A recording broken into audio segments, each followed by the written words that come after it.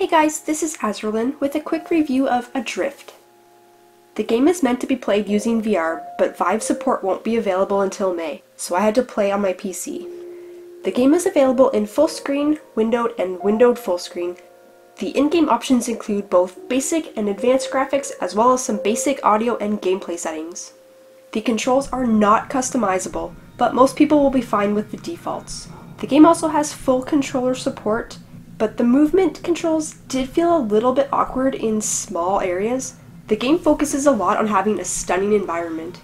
The inside of the stations are very nice looking. I really love how the beads of water are just floating around inside. It looks so neat. The visuals are absolutely beautiful outside of the station and everything looks so pretty. The voice acting in the audio logs is well done, but the background music in many parts of the game is horrible. I don't know why they chose such terrible music, but it was so annoying that it actually takes away from the immersive experience of the game. I had to mute it before it drove me insane, but once I muted it, I did enjoy the ambient sounds. The game plays like a walking simulator, except that it's in space. The zero gravity requires you to move around in all directions and keep yourself from bumping into things.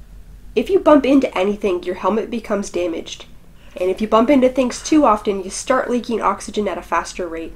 If you run out of oxygen, you suffocate and die. I like the idea of the suit becoming damaged because it forces you to maneuver yourself better, but I wish they had made it so that it takes into account your velocity and the location of impact. It makes absolutely no sense that my helmet becomes cracked if I slowly descend and bump my feet. As you use your thrusters to move around, you consume oxygen faster, so you have to grab fresh oxygen canisters or refill at an oxygen station.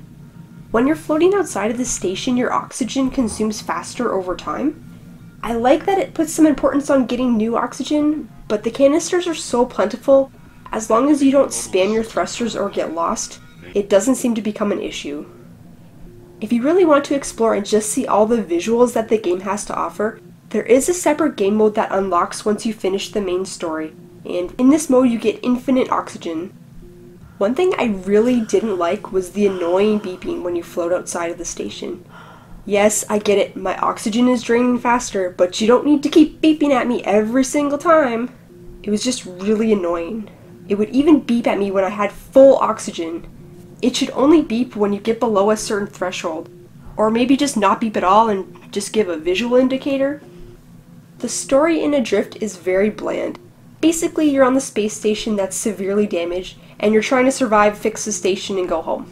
The backstory is told with audio files and reading text and email communications on computers.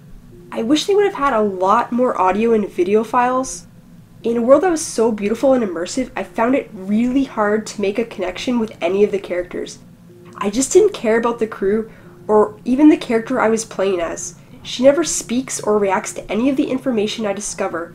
So why should I care about the characters if the character that I'm playing doesn't even seem to care? The main story took me just over 5 hours, but it would have been shorter if I didn't get stuck.